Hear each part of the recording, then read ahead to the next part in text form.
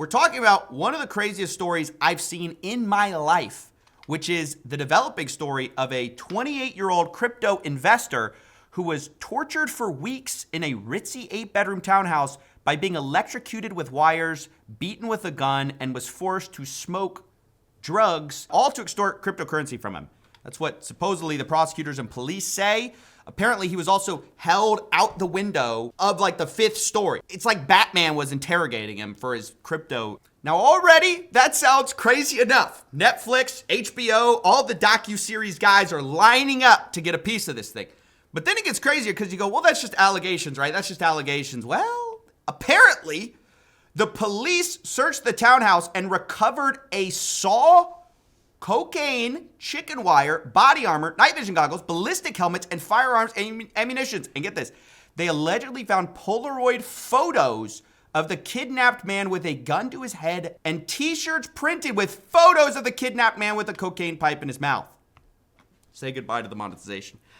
Look, apparently the kidnappers left proof. I mean, it's like they didn't even want the police to rely on the word of the guy they went after. Apparently, they left all the evidence strewn around the house. This is like the easiest Sherlock Holmes game of your life. Now, I would argue that makes this more strange, not less. What kind of criminals are like taking photos as they're doing it? Maybe it's for some extortion reason. They planned on kind of saying, you better not tell, or we're going to release these photos of the crimes we did. I don't know, but the story gets even crazier.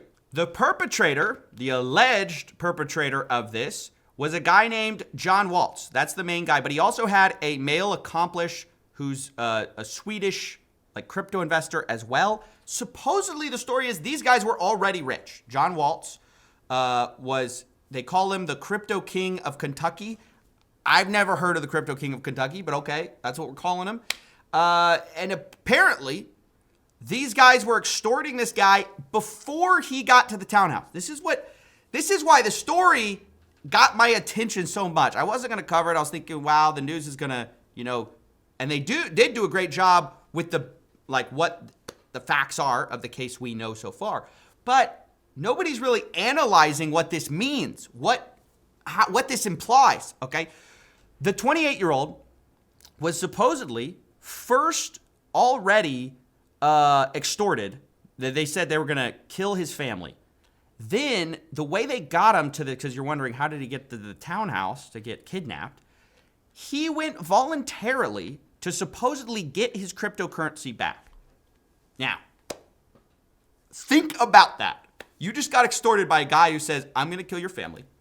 Then the story goes, they go, hey, if you want your money back, come to my 5-story house where I have a bunch of other people, and I'll give it to you back. That's the story of how. That's the official story. Weird. That's just odd. Apparently, the 28-year-old flies from Italy to New York, then for 3 weeks gets tortured. Now, first of all, it is shocking to me that he didn't give up his crypto sooner. That's like 3 weeks is so long. But then it's like, okay, they held him from over the ledge of a flight of stairs while threatening to kill him. At that point, I don't think you need to threaten them. It's implied.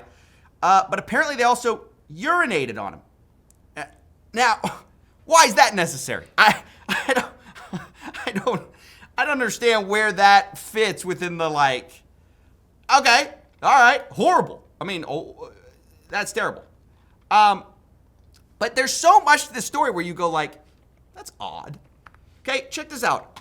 On the New York Times version of events, there are 2 butlers who were at the home and agreed to be interviewed by the police. What were they doing this whole time? Were they just out of the house and they just came back to the house right after all this happened? There's 2 butlers? Were they helping? Hey, sir, here's your wrench. Here's your saw. Here's your chicken wire. I mean, what were they doing? Okay, so weird. Okay, they're taking pictures. It doesn't make sense. Then you really have to think about the t-shirts, okay? Because we forgot about that. It's one thing to, take Polaroid photos because I guess you want to humiliate this guy, whatever. We're going to tell your family if you don't give us your Bitcoin. But you have t-shirts printed with the, I'm sorry, I'm not laughing. It's just, it's, to me, that, I mean, I guess they wouldn't make this up, but why? You know how long it takes to get a t-shirt made? Like that's 2 of the 3 weeks right there. They had to start that process up. And it's almost like planting evidence against yourself. It doesn't make any sense. And what are they doing? Like, is that for like swag? Like to remember you by, here's a little souvenir. Again, it's dark. I don't mean to make light of it. It's a horrible thing. And the guy has been in the hospital. So clearly there are serious, it's not just like a figment of his imagination. They really found, allegedly, some of these weapons and all this kind of stuff. But I'm just looking at the story going, how does this make sense? Now, what's weirder, John Woeltz, the guy they actually caught, first of all, okay, I'm just going to say this guy, I don't know who took photos of him, but he looks like he's on a crime documentary. Just the way, you got to see this picture. You're thinking, don't be like that, Stephen. Look at these photos. I mean, dude, this guy, he did it. No, I'm joking. But look, what's weird about it is his family or relatives have since come out, according to the press, and said he was set up. There's no way he would do this, right? There's no way. Okay, of course, like anyone's going to say that. But what's weird is you look at his life, and it is a little strange. So he is, like I said, supposedly worth $100 million. But the only thing I can find online about him, and anyone can find online so far, has been that he was a security auditor for something called Grin, which is a privacy-focused cryptocurrency. Now, think about that for a moment. Walk with me as we think about what this implies. If you've ever been around a privacy-focused guy, these guys are paranoid. So this paranoid guy, paranoid of being caught doing anything, like paranoid of buying groceries, okay? This guy, the main mastermind, supposedly, worth $100 million, kidnaps a guy for $30 million and takes photos of it all and leaves it at the crime scene. The privacy-focused guy takes photos of what he did. Okay, okay, all right. That's weird. Now, some might argue, and I am sympathetic to this, that a lot of these privacy coins are not always involved in, but sometimes some of the people are affiliated with crime. That's one great use of privacy coins, is to conceal crime. There are legitimate reasons to need privacy. There's also, you could be money laundering. Maybe that's where he got his money. I don't know. But I'm just saying, for somebody who's like, and I went through some of his blog posts last night. He has a whole GitHub that I was looking at. He's got a Keybase profile I was looking at. A lot of the things he was worried about was just like security, privacy. He was like a nerd. He doesn't strike me as the type. Not saying he wouldn't do it. This could be some Second Life thing. I don't know. But it's pretty weird. It's again, something is a little strange about this whole thing. Now, also of note, Woeltz was apparently caught in a bathrobe. Okay. Now, why is that relevant? Well, just think of it. So the story is of like how this guy got away was that he was finally he said, I'm going to give you my Bitcoin. And again, this is according to the press, okay? But the guy goes to retrieve the laptop to give him the laptop to put in his Bitcoin password, and the guy bolts, right? He leaves, finds a traffic cop, and is like all bloodied, and then from there, I guess they call it in, and the SWAT team comes. The SWAT team, or the people who arrest Woeltz, find him in a bathroom. Why is that weird? Well, number one, you're in the middle of your give me your Bitcoin session in a bathrobe, okay? I mean, it's just odd. This whole story doesn't, I'm not gonna say it doesn't make sense, but it's odd, okay? So that is one option. The other option is after your kidnapped victim leaves, you go, this has been exhausting, time to draw a bath. How else do you get in the bathrobe, okay? Where does the bathrobe come from? And why, when the guy escapes, do you not change into, you would think you'd be like hurried to get out of the house or like run or, does that make sense? Like, it's just odd. You clean up your pictures, your Polaroids, your t-shirts, get those off the ground. No, the guy just apparently was caught in a bathrobe. You can see him right here. I mean, this is not, it's strange. This is a compromising outfit to be wearing if you know or suspect you are going to be arrested, as this guy should have suspected when his victim runs out of the house and, across the street. Maybe one explanation is that they just the cops were right there and they just swooped in. But again, why was he in that in the first place? It's just weird. Now, John Woeltz, besides the two butlers who apparently were present or were at the house or something, okay, there were also two other people. John Woeltz has an assistant who is like an actress or something, and she insists she had nothing to do with it. There's also this Swedish executive who is somehow involved, but what's really weird about this is that he is like surrendering himself to the police, but after his vacation in the Hamptons. So this is odd. This is from the New York Post. There's a third person tied to the case, the Swiss trader, who sources have told reached out to the police, said he would surrender this week, but not before he enjoys the Hamptons for Memorial Day. So part of this story is that there's a Swedish trader, okay, that's his other assistant, who's just chilling in the Hamptons and calls the cop like 911, hey, I'm the guy, but can you let me finish my Mai Tai?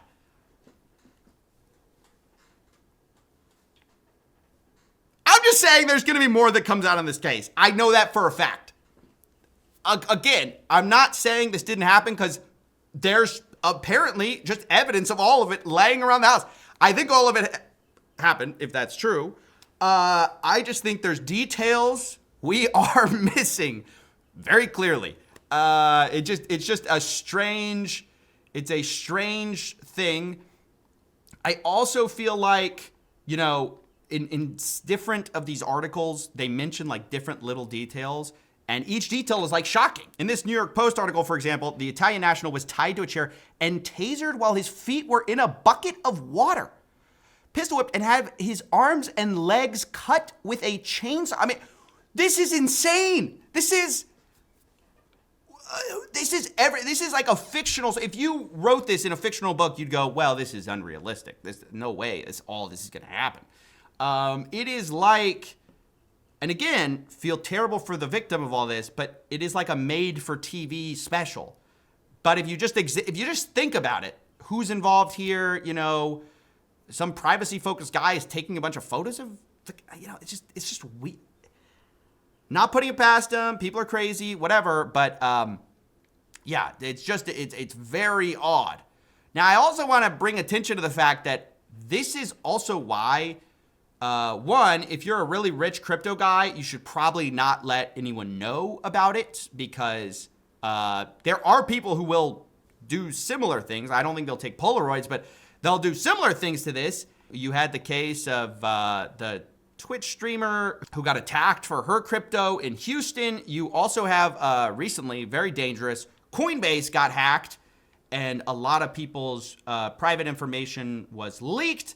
The real problem is for whales, obviously, the people, the big money, because now a lot of private details, including their full names, transaction history, all this kind of compromising stuff got released, and that is extremely dangerous. I mean, this is one of the downsides of crypto. All it takes is, it's called the wrench attack. You've solved all these cryptography problems, but the wrench attack remains very effective, and it's actually very serious. I mean, it's a very scary thing. So that is real. That happens. I'm not doubting a lot of the story. There's just little pieces, though, that I'm like, why? Why was he in a bathroom? Why did they take Polaroids? I think we're going to find out more about this.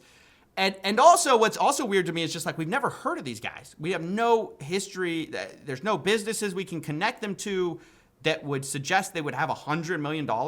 In the case of the crypto king of Kentucky, there's these other guys got $30 million. There are rich traders everywhere, but it's a lot of money for no one to have any idea of how they got it. It's just, it's odd. So yeah, that's basically, I want to get you up to speed because I want to cover this in the future.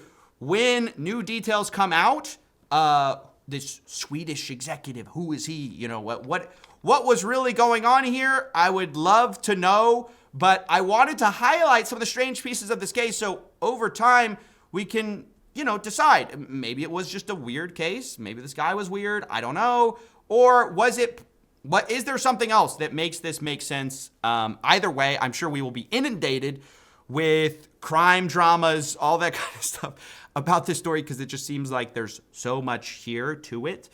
But one of the most fascinating cases I've seen in a very long time for a lot of reasons.